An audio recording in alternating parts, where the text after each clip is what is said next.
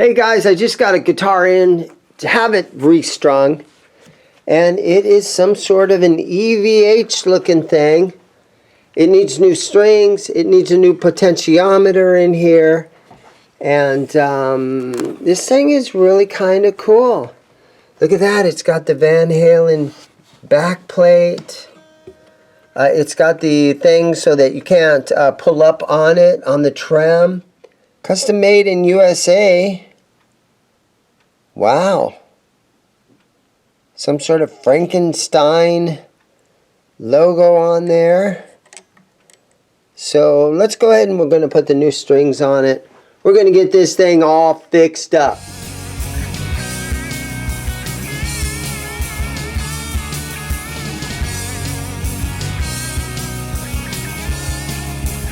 Got the strings off of it. And I'm going to change this potentiometer right here because you can see it's kind of out of round and kind of weird. And I've got the strings off of this, and all the little blocks that hold the strings in there, they will fall right out if I tilt this guitar upside down or anything like that. So what I'm going to do to make sure that those things stay in there is I'm going to take a little tiny bit of some of my blue tape. Blue painter's tape, and I'm just going to put this along there just to kind of make sure that those little bricks or blocks that are in there don't fall out. Okay, and so here we go. Let's pull this pick guard off.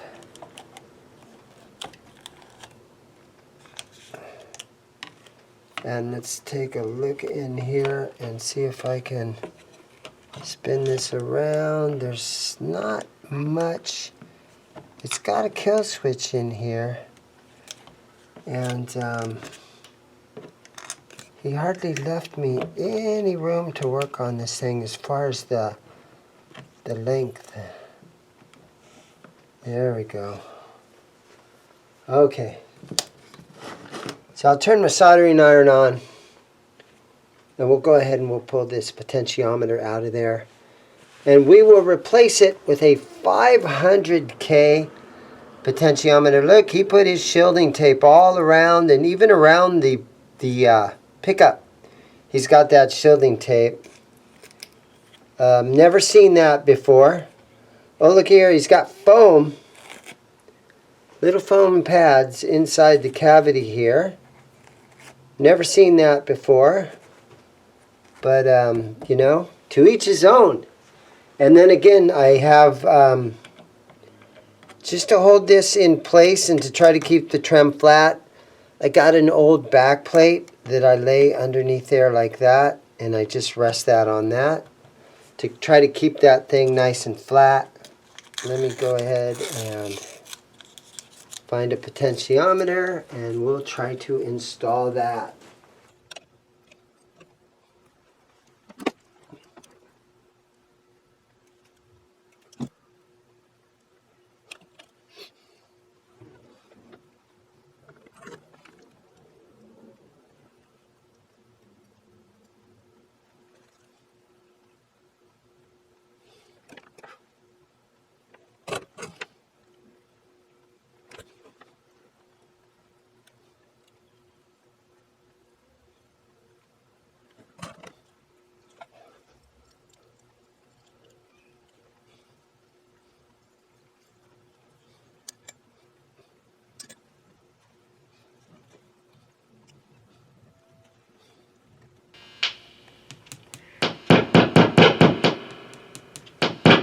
Okay, that seems good. Okay guys, let's put a set of Super Slinky 9 through 42s on here. My favorite string gauge.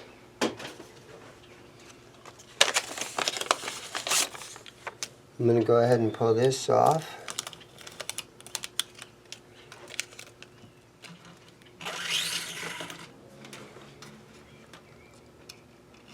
Okay, so what I do is I kind of hold this down like that so I can get to it, right?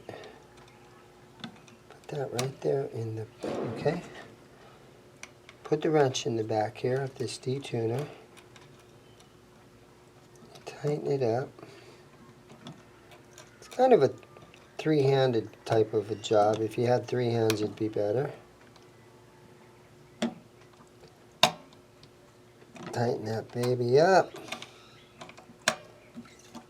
Okay, and again, I leave that in there to kind of keep this flat.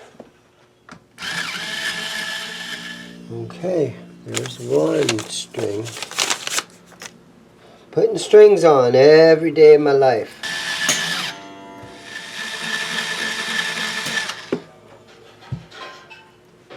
Move that one saddle back a little bit. It looked like it was too far forward. When I intonate this guitar, I will check all that. Alright, so we notice that the whammy bar is super loose in here. So if we flip the guitar over, I'm pretty sure if we stick an Allen wrench in right here, we can tighten that. So let me see if I can find a wrench that fits in there just perfectly.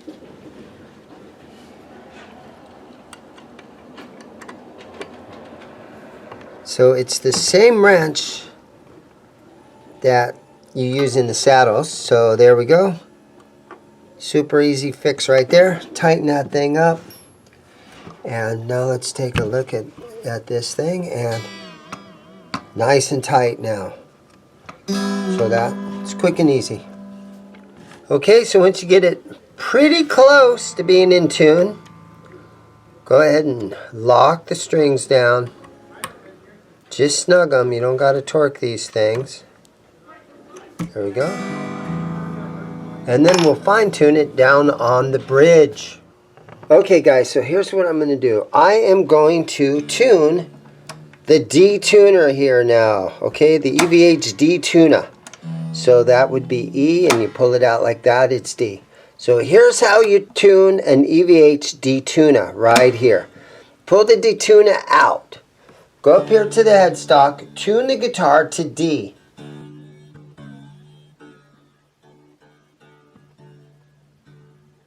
Okay, my tuner is showing D right there.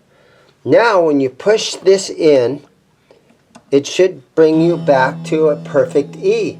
And it's already doing that. So what you can do, even though this is already showing on my tuner that it's an E, you get this little Allen wrench and you stick it right here in the side of the tuner.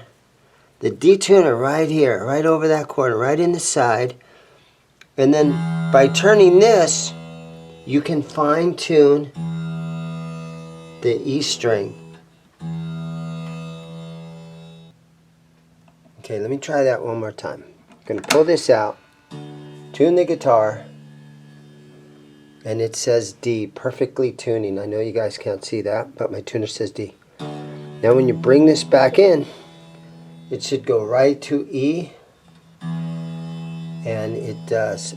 And if it doesn't go right to E, then you put that little Allen wrench in there in the side, and that's how you can adjust that. I got lucky on this one. It was already perfectly adjusted. Okay. What's left? Let's plug it in. Let's play it. Alright guys, so I have it all tuned up, and it's in standard tuning. And I've spent a little bit of time, loosening these up and retuning it and then fine-tuning it and getting it going. I think I got it going really good now.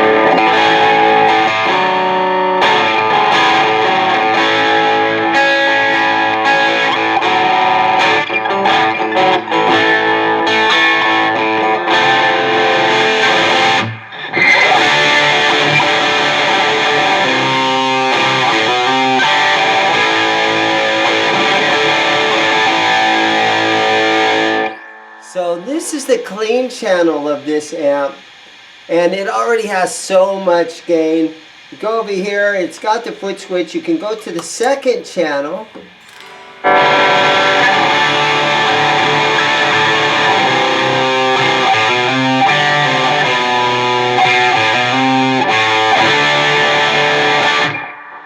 And what's cool about this amp is it's got a noise gate.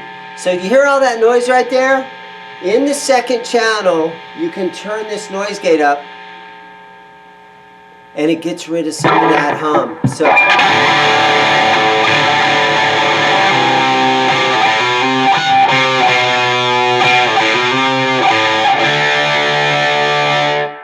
awesome feature on this amp. It's got a little reverb in it that's kind of a quick, splashy,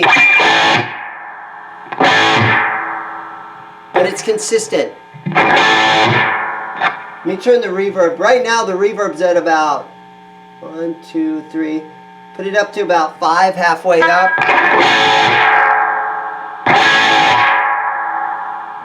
So it sounds kind of, I would call it a hall, maybe like a splash.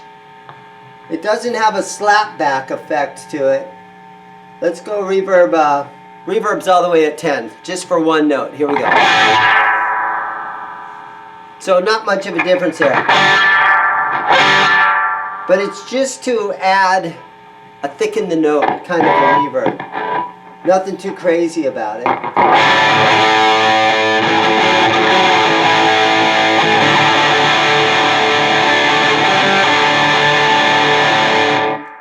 But the guitar turned out cool. Now honestly, I don't know if this is a made in Mexico guitar, if this is a US made guitar. I think it's probably somebody's tribute. But when something like this comes in, it's a lot of fun to do a restring on it. And thanks to my buddy Neil for letting me borrow his 5150 Iconic.